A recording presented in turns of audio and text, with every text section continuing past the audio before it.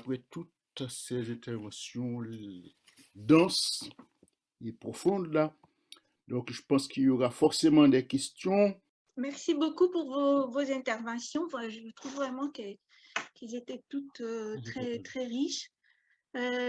J'aurais deux questions. La première est un peu en lien avec les deux dernières interventions. J'ai trouvé la présentation de Julien et de Dany très intéressante par rapport à cette question de typification. Et je me demandais, du coup, ça fait un peu écho à l'intervention aussi d'Hérémie, si dans cette typification, on trouve aussi la place du symbolique, en fait, dans cette typification. Est-ce que ce que Schultz, que je connais, mais pas plus que ça, permet d'avoir des éléments sur la place du symbolique dans ce qui fait sens, et donc tous les aspects identitaires et symboliques qui interviennent dans ce qui fait sens. Voilà, quelle est la place du symbolique, du cognitif, de l'affectif, en fait, de ce qui fait sens? Est-ce qu'on peut un peu décortiquer cette notion à partir des travaux de Schultz en particulier? Il y a dans la figure inspirante une part potentiellement affective, dans certaines figures inspirantes très fortes, mais que la place du symbolique, pardon, que le processus d'inspiration ne peut pas se contenter de cette part-là. Il faut qu'elle remonte, donc qu'elle soit capable de symboliser, et pour aller même au bout de la démarche, que de symbole en symbole, elle arrive à un archétype de la pensée, du concept ou de l'idée, et que d'une certaine manière, il faut aller chercher le symbole sous l'idée. Il faut être capable, effectivement, je pense, il y a une part très, très, très importante de cette force de symbolisation. Et s'il n'y a pas cette force de symbolisation, au sens du symbole, c'est-à-dire qui remonte une chaîne de sens jusqu'à ce que j'ai appelé l'archétype, il n'y a pas la finalité.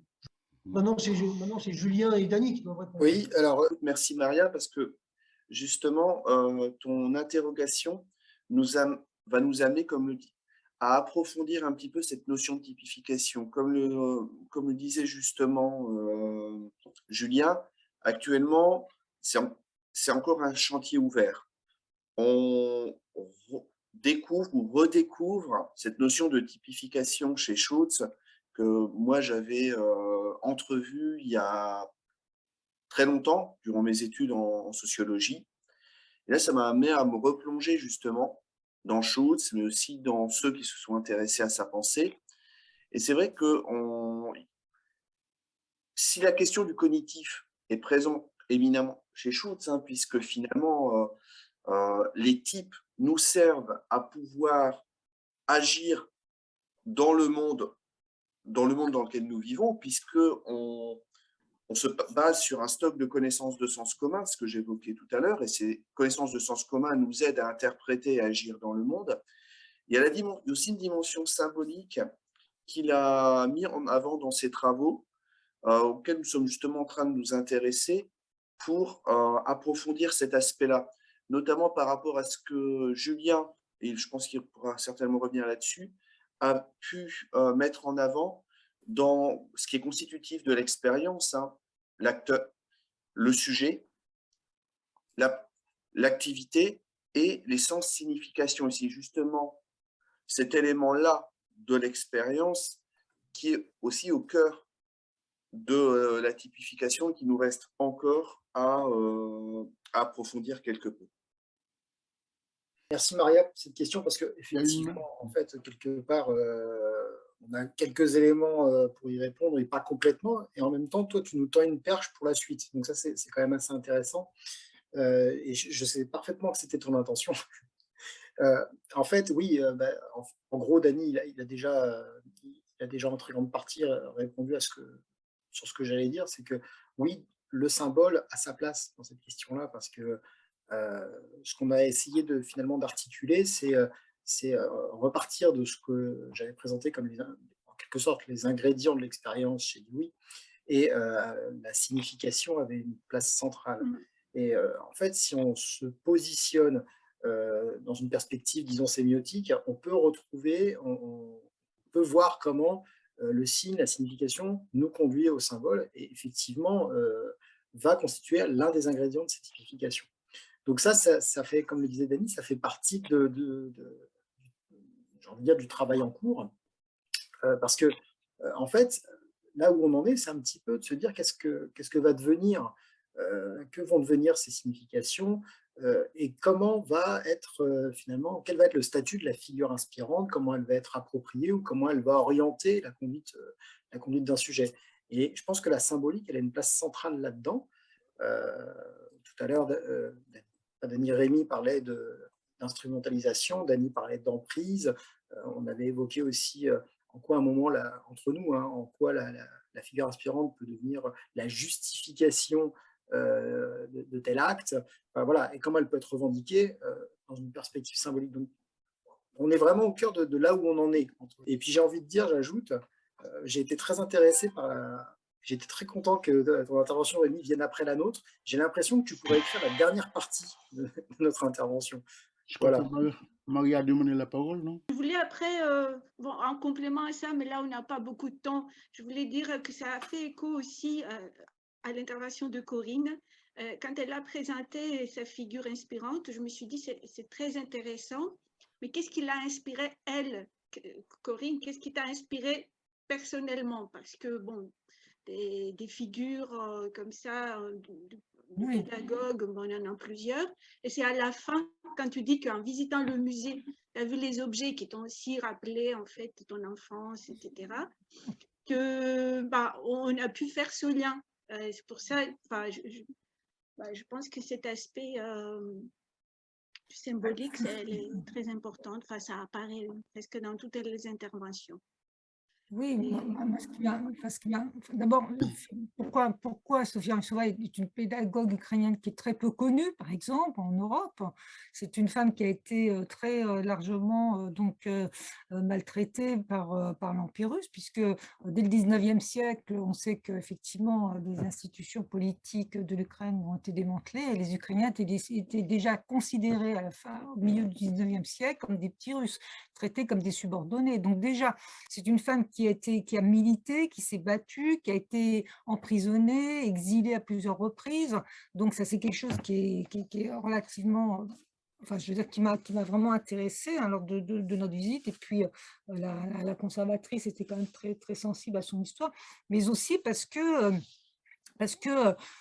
la place de l'enfant, qui s'inspire beaucoup des méthodes, donc des méthodes éducatives alternatives, qui considère, qui respecte, elle a toujours pensé, et c'est un peu ce qui manque vraiment en me reprochant, moi, quand j'étais enfant, c'est-à-dire de pouvoir, lorsqu'on aime sa culture, puisqu'elle s'est battue pour la culture ukrainienne, hein, parce qu'une fois elle a été exilée parce qu'elle ne faisait pas partie elle prenait enfin, les Russes prenaient un sentiment anti-ukrainien, puis une fois qu'elle a immigré en Russie, on disait bah oui, tu es une bourgeoise, donc tu vas retourner au champ pour travailler dans les jardins. Enfin voilà, à chaque fois, elle a dû émigrer, elle a dû s'exiler à plusieurs reprises, elle a été emprisonnée aussi également, mais aussi parce qu'elle considérait que l'enfant, lorsque l'enfant respecte sa culture, il pourra respecter les autres cultures, les autres nations, il s'intéressera et apprendra à trouver la culture humaine. C'est cet aspect humanisme qui est commune à ces principes intellectuels et moraux, et puis qui ne sont pas imposés de l'extérieur, c'est-à-dire, mais qui sont à la fois, c'est un peu de ça dont on manque, enfin il me semble, dont on manque un petit peu de l'image ou de l'histoire que j'ai pu avoir quand j'étais enfant, mais c'est un peu de ça dont on manque, et puis surtout de pouvoir sortir. Ce qui m'a aussi intéressé, c'est comment on sort, enfin alors ça revient effectivement à VAB, mais aussi comment on sort, l'actualité de l'école devrait sortir des murs, comment on peut, ainsi que des présupposés philosophiques, pédagogiques et politiques qui sous-tendent la plupart du temps l'éducation nationale aujourd'hui. Voilà, c'est un peu ce double, parce que enfant, moi j'ai pas une bonne, enfin je le dis souvent, je le dis pas trop à mes étudiants, mais je n'ai pas une bonne image, je n'ai pas un bon souvenir de mon enfance à l'école élémentaire. Voilà. Et je trouve que c'est en étudiant son histoire, en étudiant ses principes, en étudiant effectivement les ruptures qu'elle a pu imposer, et puis elle a été reconnue très tardivement, je pense que peut-être à réfléchir sur une pédagogie alternative et de voir comment elles peuvent répondre finalement aux besoins et à la pédagogie aujourd'hui dans l'éducation nationale. En plus, c'est pas du tout mes champs de recherche, donc c'est un peu venu, enfin, ça a un peu explosé à la figure, au sens où je me suis dit, bah tiens, comment se fait-il que, voilà, comment se fait-il que toute ta scolarité, tu l'as mal. Moi, je l'ai pas spécialement bien vécu, ça n'a pas été des moments de grand bonheur. Et, je ne vais pas raconter ma vie, mais rapidement, on voulait me mettre en classe de transition et en classe de je sais pas quoi, enfin voilà, de m'exclure du système scolaire, alors que le temps a montré qu'ils avaient pas raison, voilà, qu'ils avaient tort. Voilà. Mais c'est bien, ça fait du bien de temps en temps. Mais j'ai trouvé qu'elle était vraiment, c'est une femme qu'on devrait, elle a occupé des postes importants hein, quand même sur la fin. Elle a été c'est quelqu'un qui a été reconnue, elle a été présidente honoraire de l'Union mondiale d'Ukraine, elle a dirigé l'Union mondiale des femmes ukrainiennes aussi, elle a eu un parcours de militante féministe aussi, hein, très important pour lutter. Bon, il nous reste 2 minutes. Est-ce qu'il y a encore Merci. des questions? Je voulais juste aussi faire une remarque par rapport à l'intervention de Camille, mais bon, juste une remarque parce qu'on n'a pas le temps, que j'ai trouvé aussi très intéressante la présentation et parce que je me suis beaucoup posé des questions sur la question de l'autonomie dans l'éducation morale. Et je me demandais s'il y a, s'il y a des éléments dans l'œuvre de Ogien qui peut nous, qui souligne aussi le paradoxe de l'autonomie au sens où, surtout dans l'éducation, pour arriver à devenir autonome et du point de vue psycho, on passe nécessairement par une phase d'hétéronomie, c'est-à-dire on construit certains principes solides pour avoir après une place à partir de laquelle on puisse exercer un esprit critique. Et donc, ça, c'est toujours un peu une tension sur laquelle, en psycho, il y a pas mal de travaux, mais je ne sais pas si les travaux que tu as présentés permettent une réflexion là-dessus. Alors, il y a deux, je réponds vite, hein, mais il y a deux niveaux de réponse. Un qui applique de s'appuyer sur les textes et en fait, là, ce que je vais faire, c'est que je vais faire glisser dans la conversation, quand j'aurai fini de répondre à l'oral, un texte que j'ai publié qui s'appelle « Penser l'autonomie avec Ruwen Ogien », où il y a ces éléments-là dedans. Après, pour faire une réponse plus collective et rapide, en fait, Ogien est très marqué par la philosophie morale britannique et en particulier par ce qu'on appelle la guillotine de Hume, c'est-à-dire l'interdiction de passer de l'être au devoir-être. Et en fait, il dit on a trop tendance, quand il est question d'éducation, à partir du constat de l'être, c'est-à-dire que l'enfant est primitivement dépendant, vulnérable, pas autonome et soumis à une certaine hétéronomie pour devenir lui-même, pour en tirer une vertu normative, c'est-à-dire le fait de dire qu'il est bien que ce soit comme ça, et même il est justifié et important que ce soit comme ça, j'allais dire, au-delà de ce que le simple constat empirique de la vulnérabilité de l'enfance implique. Et donc, il veut bien sûr qu'on soit prudent dans le sens où on admet cette dimension de dépendance et de confrontation à l'hétéronomie, mais pour lui, il y a toujours le risque de passer de ce juste constat à une prescription normative qui est, puisqu'ils ne peuvent pas être totalement autonomes, autant leur dénier complètement la possibilité de l'être et de le devenir, on sera tranquille. C'est en gros ce contre quoi il proteste. Et donc, il y a effectivement dans son œuvre de quoi penser ça. Je vais mettre dans la conversation le texte en question. Bon, je vous remercie.